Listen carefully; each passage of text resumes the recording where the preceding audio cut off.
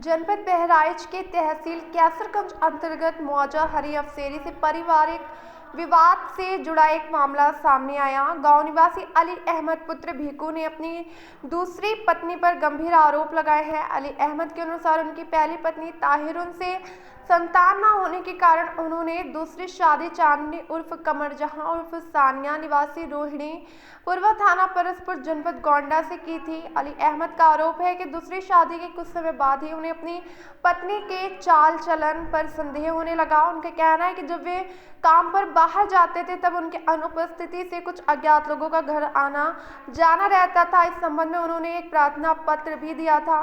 पीड़ित का आरोप है कि इसकी जानकारी होने पर दूसरी पत्नी ने उन्हें धमकाना शुरू कर दिया और जमीन जायदाद अपने नाम लिखने का दबाव बनाया। संवाददाता दीपक सिंह की रिपोर्ट। अच्छा, आपका क्या नाम है? अली अहमद। गांव कौन सा है? हरने अफसेरी। थाना कौन सा है? कैसरगंज। जिला कौन सा है? बहराइच। आपकी क्या समस्या है जी भैया? आपका क्या नाम है? मेरा नाम हसीब अहमद। थाना कौन सा है? कैसरगंज। गांव कौन सा है? हरनी अफसेरी। जिला कौन सा है? बहराइच। क्या समस्या है भैया? जी समस्या ये है भैया कि इनकी पुरानी औरत थी, किसकी?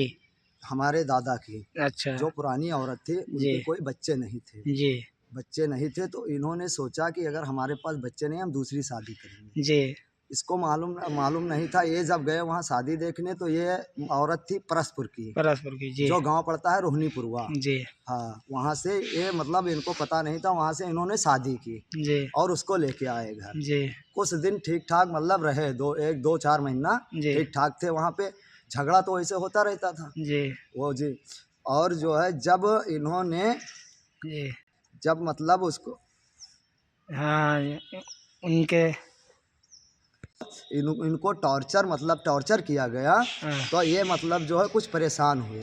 जी परेशान होने के बावजूद फिर भी उसको खिला पिला रहे थे। जी फिर भी इनका कोई समस्या नहीं थी। जो चीज़ खाना होता है पीना होता है सब चीज़ लेके आए, सब जी चीज़ देखभाल की इन्होंने। जी देखभाल करने के बावजूद भी इनको वो टॉर्चर कर रहे थे। जी इसके बावजूद जब वहाँ पे अवैध रूप से आदमी आने लगे इनके हाँ, जो दूसरी औरत थी, दूसरी औरत के जो नई शादी, जो नयका हैं जी जी, उसके जब अवैध रूप से दूसरे आदमी आने लगे तो इनको तकलीफ हुआ। इनको हाँ, इनको तकलीफ हुआ चच्चा को जी। जब तकलीफ हुआ तब यह जब कुछ बोले तो वो बता रहे थे कि आप बोलोगे तो तुम्हारी दोनों आंखें फोड़ देंगे। अच्छा, ये मैं मतलब हमारे सामने की बात है जी। जब झगड़ा हुआ तो बोली तुम्हारी दोनों आंखें फोड़ अच्छा, देंगे। आपके कौन है ये? ये हमारे दादा हैं। दादा हैं, मतलब आपके पिता के चच्चे हैं? जी अच्छा हाँ।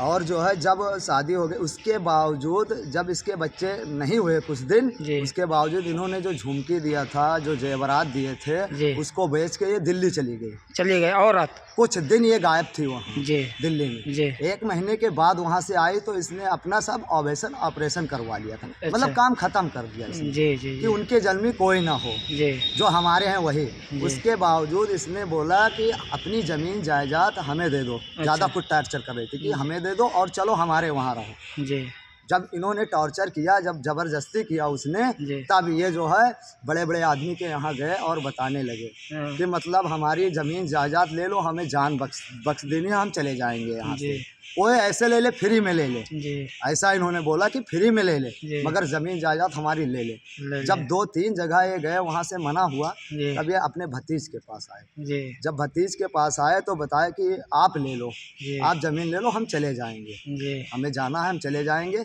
इनके जान माल का खतरा था। खतरा था। हाँ, जी तो ये बताया कि चले जाएंगे। जी उसके बावजूद हम लोगों ने मतलब सोचा, एक दिन तो सोचने में लगा दिए। दूसरे दिन फिर बातचीत हुई तो हमारे दादा रो रहे थे, ये सच बात है, रो रहे थे। जी मतलब इनको तकलीफ थी, जी बहुत ज़्यादा तकलीफ थी, ज़्यादा परेशानी थी मेन में। और जो है जब ज़्यादा तकलीफ थी मतलब तो ये चले आए वहाँ से हमको देखे। अब उसके बावजूद जब चले आए तो वहाँ पर मतलब गांव वाले कह रहे हैं आपको क्या दिया?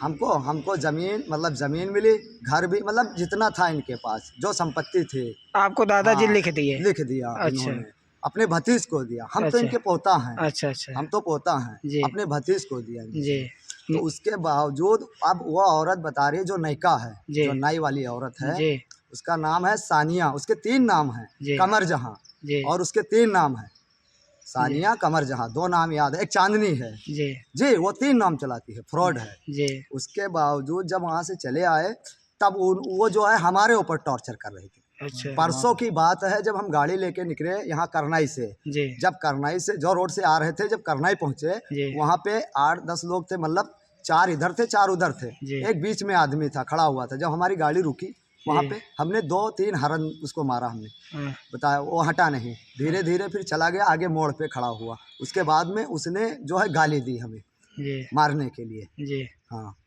10 आदमी थे, वो मारने के लिए गाली दी। मतलब ये बात ज़्यादा वो नहीं है, ये जो मतलब 6-7 बजे की बात है ये। अच्छा हाँ वो हमें अटैक किया वाली बात। हाँ वो आदमी लगा दी थी। आदमी लगा दी थी। अच्छा। अब जब इनके ऊपर जितना जुर्म हुआ अब वो हमारे ऊपर कर रही है। अच्छा। और जब ये बताते हैं तब बताते हैं कि 9 साल हो गए हमारे आदमी को ये किडनैप करके रखे। अच्छा क्या दादाजी ये सही बात है? नहीं गलत है, सही नहीं है। गलत है? हाँ गलत। आपको इन्होंने किडनैप किया? हाँ नहीं किया। नहीं किया? हाँ तो वो झूठा बता रही है? झूठ बता रहे। अच्छा चलिए ठीक है दादाजी। तो आप शासन प्रशासन से क्या न्याय मांगना चाहते हैं भैया? जी मैं प्रशासन से यही कहना चाहता हूँ कि हमारी जान माल का खतरा है, जी हमको हमारे दादा को जी। उससे खतरा है। जी हाँ और सही है नहीं, वो फ्रॉड है। जी। जाती है जहाँ रोती है उसकी बात सब सुनते हैं, सब मानते हैं। आपकी बात कोई नहीं सुनता? हमारी बात कोई नहीं, क्योंकि हमारे पास परिवार है। जी। हम परिवारदार। आपने कोई लिखित एप्लीकेशन थाने में दिया? जी था, पहले 63 एप्लीकेशन था जो मतलब हुआ कुछ बवाल इसने किया। 63 एप्लीकेशन भी दिया हमारे ऊपर।